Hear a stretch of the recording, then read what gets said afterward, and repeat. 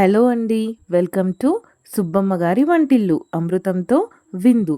ఈరోజు మన ఛానల్లో కూరగాయలు ఏమీ లేనప్పుడు లేదా ఏమన్నా వేడివేడిగా తినాలనిపించినప్పుడు ఈజీగా చేసుకునే కందిపప్పు రసం ఎలా చేయాలో ఇప్పుడు చూద్దాం. ముందుగా కొద్దిగా కందిపప్పు, ఎక్కువ కందిపప్పు వేసుకోకూడదండి సాంబార్కి వేసుకున్నట్టు. కొద్దిగా కందిపప్పును వాష్ చేసుకొని కొద్దిగా వాటర్ వేసుకొని ఇలా మెత్తగా ఉడికేంత వరకు, అంటే 5 to 6 విజిల్స్ వచ్చేంత వరకు బాగా మెత్తగా బాయిల్ చేసుకొని ఇలా మెదుపుకొని పక్కన పెట్టుకోవాలి. ఇప్పుడు ఒక గిన్నెలో ఆయిల్ వేసుకొని హీట్ అయిన తర్వాత అందులో ముందుగా మనం కట్ చేసి పెట్టుకున్న ఆనియన్, పచ్చిమిర్చి, కరివేపాకు వేసుకొని ఫ్రై చేసుకోవాలి. ఇలా ఫ్రై అయిన తర్వాత అందులో ఒక 2 టమాటో ముక్కలను కట్ చేసుకొని వేసుకోవాలి. అవి కొద్దిగా ఫ్రై అయిన తర్వాత వెల్లుల్లి దంచుకొని వేసుకొని ఫ్రై చేసుకోవాలి. టమాటోస్ బాగా మగ్గిన తర్వాత అందులో కొద్దిగా రసం పౌడర్ కూడా వేసుకొని బాగా ఫ్రై చేసుకోవాలి. ఈ హోమ్మేడ్ రసం పౌడర్ వీడియో మన ఛానల్లో ఉంది, ప్లీజ్ ఒకసారి వెళ్ళి చూడండి.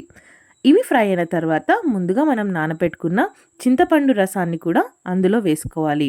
ఇప్పుడు అందులో వాటర్ వేసుకొని పులుపుని అడ్జస్ట్ చేసుకోవాలి. ఇలా వాటర్ని కూడా పులుపుతో అడ్జస్ట్ చేసుకున్న తర్వాత అందులో టేస్ట్కి సరిపడా సాల్ట్, కొద్దిగా పసుపు, కొద్దిగా కారం కూడా వేసుకొని బాగా కలుపుకొని బాగా బాయిల్ చేసుకోవాలి. అంటే ఆ చింతపండు స్మెల్ పోయేంత వరకు బాయిల్ చేసుకోవాలి. ఇప్పుడు అందులో కొద్దిగా కొత్తిమీర, ఒక చిన్న బెల్లం ముక్కని కూడా వేసుకొని బాయిల్ చేసుకోవాలి. రసం ఇలా బాగా బాయిల్ అవుతున్నప్పుడు ముందుగా మనం పక్కన పెట్టుకున్న కందిపప్పుని కూడా అందులో వేసుకొని బాయిల్ చేసుకోవాలి. పప్పు వేసుకున్న తర్వాత ఎక్కువ బాయిల్ అవ్వాల్సిన అవసరం లేదండి. కొద్దిగా ఒక 5 to 10 మినిట్స్ బాయిల్ అయితే సరిపోతుంది. ఇలా బాయిల్ అవ్వేలోగా మనం పోపు కోసం ఆవాలు, జీలకర్ర, ఎండుమిర్చి, కరివేపాకు తీసుకొని పక్కన పెట్టుకోవాలి.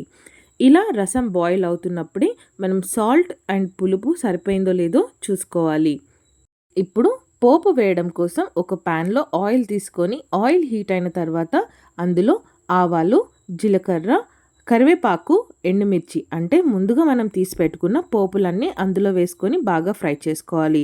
అందులో కొద్దిగా ఇంగువను కూడా వేసుకొని ఫ్రై చేసుకొని ఇప్పుడు మరుగుతున్న చారులో వేసుకొని స్టవ్ ఆఫ్ చేసుకోవాలి. అంతేనండి, డిష్ అవుట్ చేసుకుంటే వేడి వేడి కందిపప్పు రసం రెడీ అయినట్టే. దీంతో వడియాలు లేదా ఆమ్లెట్ వేసుకొని తింటే చాలా బాగుంటుంది. మీరు కూడా ఇంట్లో ట్రై చేసి టేస్ట్ ఎలా ఉందో తప్పకుండా తెలియచేయండి. Thank you so much for watching అండి. Please like, share and subscribe my channel. Thank you so much for watching. మళ్ళీ మరొక వంటతో మళ్ళీ కలుద్దాం.